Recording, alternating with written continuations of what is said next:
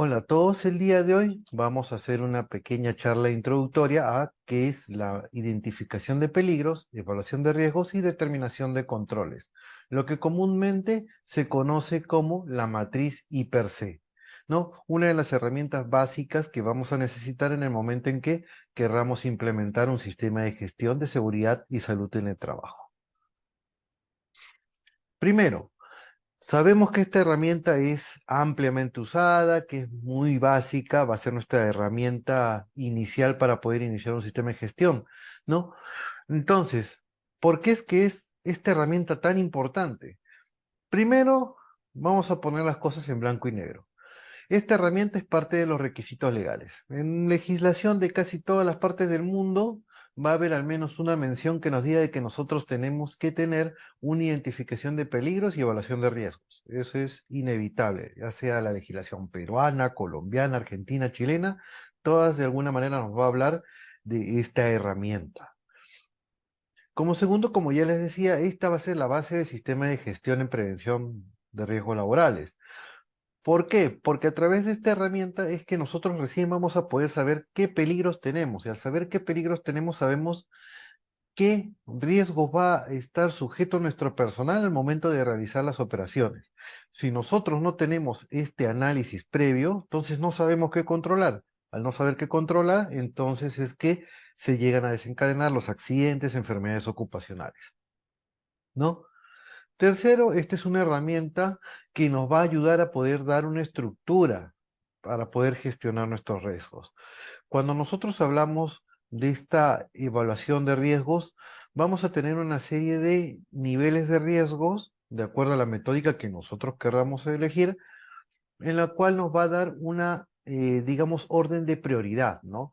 Obviamente nosotros vamos a querer atender los riesgos que van a ser más altos y dejar para tal vez una última fase, ya como puliendo el sistema de gestión, atender los riesgos de menor nivel, ¿no? Y por último, porque actualmente va a ser un requisito indispensable al nivel de lo que es proveedores. ¿A qué nos referimos con esto? Casi todas las empresas ya a estas alturas, en algún momento, si es que ha querido presentarse a licitaciones grandes, poder obtener un cliente grande a largo plazo, ha pasado por alguna homologación de proveedores, ¿no? Las auditorías que nos vienen a hacer estas empresas, uno de sus requisitos que es muy común va a ser en la parte de seguridad y salud ocupacional que nosotros contemos con esta matriz IPER. Entonces, hay tres definiciones muy básicas que vamos a necesitar conocer para poder entender a la matriz IPER. Primero, el peligro, que va a ser la situación que nos va a poder ocasionar los daños a las personas, equipos, procesos o medio ambiente, ¿no? Va a tener una capacidad de ocasionar los daños, pero todavía no se está materializando estos daños, ¿no? Cuando ya hablamos de riesgo, estamos hablando de la probabilidad de que el peligro se materialice ante determinadas condiciones y pueda generar daños a las personas, equipos o al medio ambiente. Y el impacto integral va a ser, digamos, cuando se materializa este riesgo, cuál va a ser su producto, ¿no? Si va a ser una lesión, una enfermedad que se pueda generar, ¿no? Cuando ya estemos hablando, ¿no? Para ponerles un ejemplo, ¿no? Por ejemplo, podríamos decir un peligro, el tránsito por una escalera. El tránsito por una escalera, una tarea cotidiana que en todo centro laboral que tenga más de un piso va a ocurrir.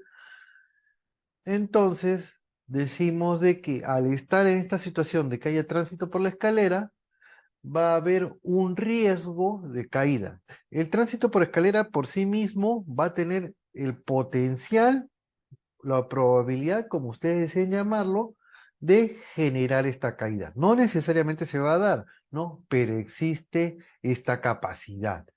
Y cuando estamos hablando de este riesgo de caída, va a tener una consecuencia o impacto integral, como deseen llamarlo, de poder ocasionarnos una contusión, una fractura, dependiendo de qué tipo de caída, incluso podemos tener una muerte, ¿no?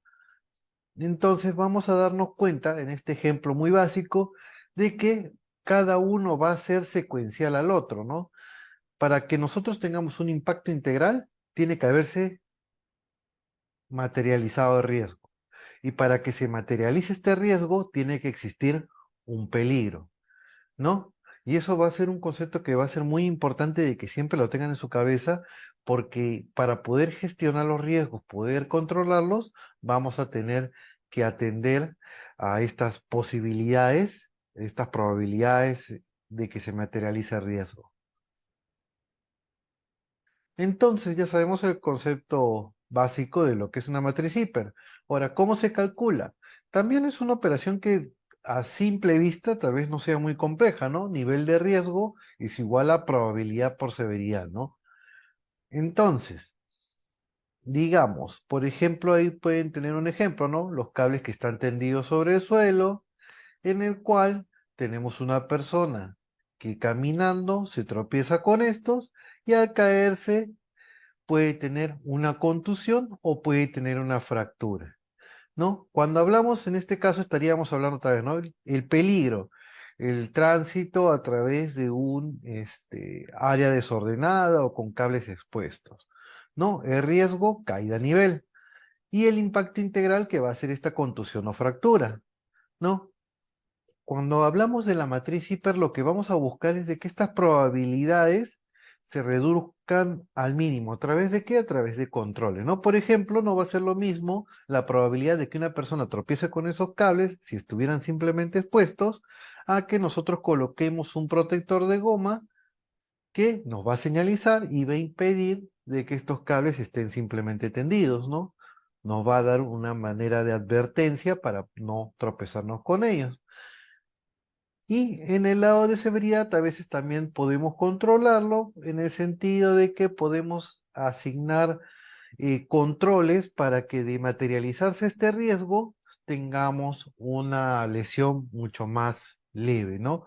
Por ejemplo, en este caso, digamos de que es un trabajador de planta, tal vez dentro de su equipo de protección personal pudiera tener, no sé, rodilleras, dependiendo de qué tipo de trabajo tenga, ¿no?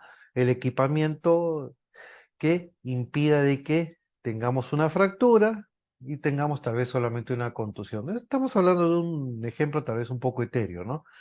Pero se puede dar. ¿En qué se va a basar esa probabilidad y esa severidad, ¿no?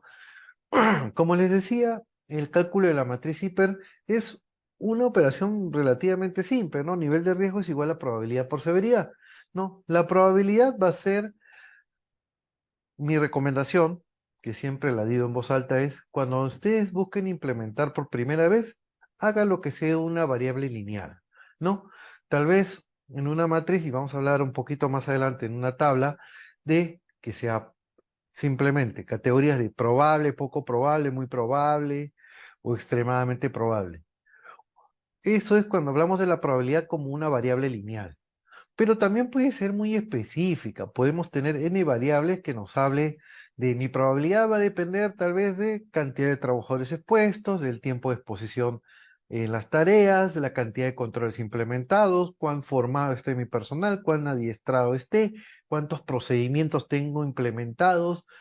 Yo puedo colocar n variables y eso está bien, ¿no? Es para tal vez matrices que quieran ser muy específicas al momento de poder detectar de dónde está viniendo la probabilidad fuerte de ocurrencia, ¿no? Pero, repito, mi consejo siempre es llevarlo a la probabilidad en un comienzo a una variable lineal. Y cuando hablamos de severidad, se basa a cuán grave puede ser la lesión o enfermedad que pueda ser causada por este riesgo, ¿no? Que puede pasar desde ser lesiones solucionables con primeros auxilios hasta fatalidades. Y como les decía, ¿no? Mi recomendación, ¿no? Por ejemplo, la probabilidad, llevarla a valores lineales de probable, poco probable y muy probable. Severidad, severo, no, digamos poca severidad y muy severo, ¿no? Se multiplican y generan una tabla parecida a esta, en la cual nosotros llegamos a la conclusión de que ciertos niveles de riesgo pueden ser triviales, otros van a ser intolerables, otros van a ser moderados, y de alguna manera, al tener estos niveles de riesgo, nosotros vamos a saber qué riesgos vamos a intentar controlar primero, ¿no? Esa va a ser la naturaleza, el espíritu de esta herramienta, ¿no? Decirnos, ok, tú tienes 60 riesgos por decir, de los cuales 5 son intolerables. Enfoca todos tus recursos, atención en atender esos intolerables. Controlaste los intolerables, entonces enfoca hacia tal vez los 10 importantes que tienes, y después a los moderados y poder llevar una secuencialidad en la cual cada vez el trabajador puede estar mucho más seguro. ¿Y cómo se va a lograr esto? A través de medidas de control de riesgo. ¿Cómo?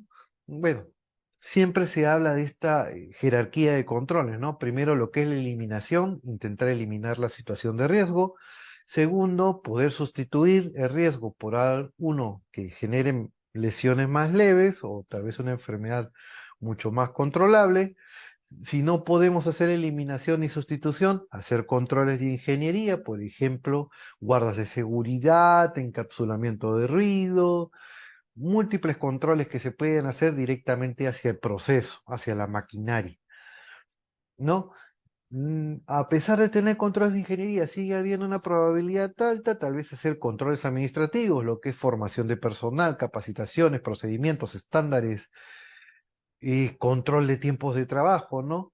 Todos estos son controles administrativos. Y si aún así todavía necesitamos controlar aún el riesgo, entonces puede llegarse hacia el último nivel, que son los equipos de protección personal, ¿no? Casco, guantes, botas, ¿no? Todos estos equipos que van a intentar ser nuestra última línea de defensa, ¿no? Y aquí un par de ejemplos como para poder aterrizar esta teoría un poco más, ¿no? Por ejemplo, tenemos el peligro, la digitación de datos para un trabajador de oficinas.